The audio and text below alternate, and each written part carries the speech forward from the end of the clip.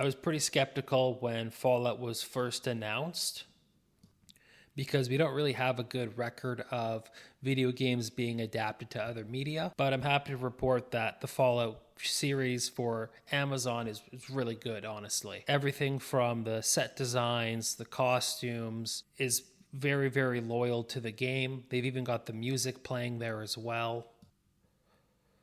And yeah, thankfully it worked out this time around. The show itself does take place about 8 years after Fallout 4. And according to Todd Howard, the show is going to be considered canon for the series as a whole. There are three main characters. You have Lucy, who's a vault dweller, Maximus, who's a squire for the Brotherhood of Steel, and then the Ghoul, played by Walton Goggins, and he absolutely steals the show. He's basically this former actor who was sponsored by Vault-Tec and was shilling all their products before the war, and somehow ended up being turned into a ghoul and didn't end up in one of the vaults when the bombs fell. And they sort of explore his backstory during the show with these flashbacks. And it's all very similar to the Man in Black in the first season of Westworld, which is interesting because Jonathan Nolan produced both Westworld and now Fallout. And the character of the Ghoul, he is like a cowboy. He walks with a hat. He's got the trench coat because when he was a human, he was famous for playing these cowboys in Hollywood. And basically, once the bombs fell, he took on this persona as this bounty hunter ghoul. He talks with a southern drawl, but then when he was Cooper Howard in the flashbacks, the southern drawl's gone. He's just like a normal person. So in order for me to talk more about the show, I am going to go into spoiler territory, so you have been warned here. The series starts off with Lucy being in her vault, and she's about to get married to a member of another vault. She's in Vault 33, and she's connected to two other vaults, Vault 32 and Vault 31, and they're basically all attached to each other in this like hallway-like setting. It's then quickly revealed that the people who are living in Vault 32 aren't in fact the original habitants and are raiders, and they end up kidnapping her father. She decides to then exit the vault in search of him, and through this action ends up meeting up with her other two characters, Maximus and Cooper. Maximus being a scribe with the Brotherhood of Steel, he ends up being picked to be the scribe for this Brotherhood of Steel knight, and the knight gets killed just being a dumbass. And once the knight's killed, Maximus ends up taking his armor and takes on the persona of the knight. The knight's name's Knight Titus, so he lies and says that he's Knight Titus when he first meets Lucy. The reason why the characters all end up interceding with each other is because they're all in search of this doctor who worked for the Enclave, and he has like the ability to use cold fusion in this tiny little pill form that's like in his neck, and he's trying to escape the Brotherhood of Steel and find Moldaver, who's the woman that kidnapped Lucy's father. And then Cooper's trying to find him because he has a bounty on his head because of his work with the Enclave. Lucy believes that by bringing the doctor to Moldaver, she'll free her father. So that basically sums up the main plot line for the entire 8-episode arc for the season.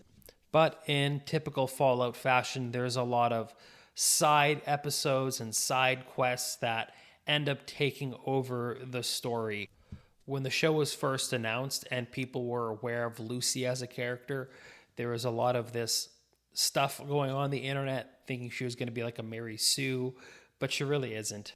Lucy is extremely naive because of all the time spent in the vaults, and throughout the entire season, she gets like publicly mocked by other people based off of how naive she is, and a lot of times her do-gooder attitude almost gets her killed like 2 or 3 times in the whole series. And it's pretty clear that she isn't this type of character. The only reason why she's not dead is because of pure luck, which makes sense in Fallout because of the special skills in the video game. I think the producers have also really crafted the world in a way that makes it really easy for you to digest if you don't know what Fallout is, and be also able to really follow the show and the universe if you do know what Fallout is. And there's a lot of little Easter eggs placed around in the world and on the sets that if you are a long-term user, you're going to recognize as a gamer, and you're going to say, oh, that's that thing. And it doesn't do it in a way that feels like it's member berries. And it also doesn't like hold your hand if you're a newcomer and like explains to you in detail like a child, like, this is what this group does. This is what's going on here. There is quite a bit of world building in the first season through the flashbacks with Cooper, as well as just other things throughout the season that is really showing that it's setting things up for future seasons. So you're not going to get every answer to every question. And, you know, at the end of that first season, you're going to be asking yourself, what happens here? What happens there? And you just know it's being built to be revealed in that second season. Some people are really upset because they feel like the show messes with the lore. For example, the Enclave being back is a kind of a red flag to a lot of people. It is revealed in the later part of the season that Shady Sands ends up getting destroyed, and based off the timeline, Shady Sands gets destroyed like 3 or 4 years before the beginning of New Vegas. I'm sure there's a logical explanation. In my opinion, I think that it's pretty obvious. In New Vegas, the NCR is spread really thin.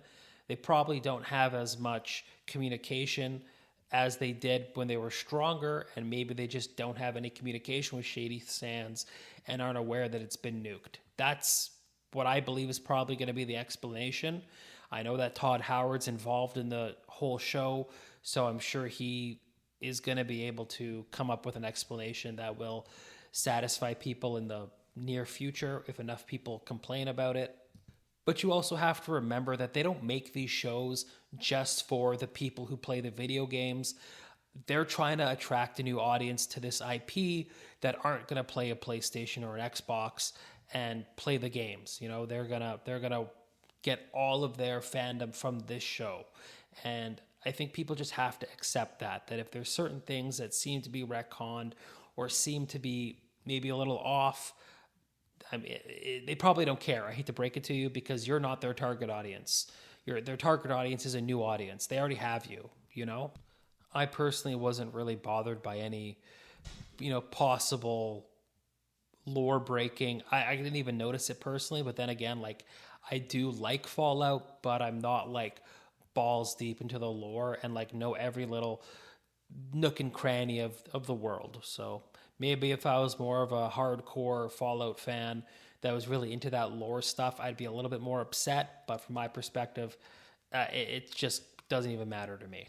If I do have a criticism of the show, it's that sometimes the CGI, when it comes to the Brotherhood of Steel armor, looks a little off. Like, there's something about the armor when they use CGI in certain situations that looks really bad. It looks very clearly fake. And then when they use the other just actual set pieces, or whatever you want to call them, for the outfits and the costumes, they can look a little goofy. I don't know why. It looks like something you'd see out of a cosplay at Comic-Con, and not something that's in some sort of massive TV series budget. The 6th episode of the season also kind of sags a bit. Basically, they're in this vault and they meet all the people there, and they're all kind of crazy, and they end up worshiping Moldaver, who at the time everyone thinks is like a villain, and then they kind of reveal at the end of the season that she's not really a villain after all. But at the time in the story, she is considered the villain. And Lucy sees these people worshiping this photo of Moldaver, and Maximus is like so slowly kind of integrating himself into life in a vault and is starting to like it. And Lucy goes like running back to Maximus and is like, oh my God, something's wrong with these people. And I don't know why she doesn't just tell him at the time, like, oh my God, these people are worshiping the woman who stole my father. We have to leave. Instead, she says a bunch of like random crap. Just like, I'm going to prove to you that these people are up to something, okay? And doesn't explicitly say this thing, which I think at the time would have made sense. But yeah, besides those little gripes here or there, I highly recommend Fallout to people both new to this series and old. I can't wait for the second season, man. I really want to see what happens to this show. Fingers crossed that they can keep this momentum going.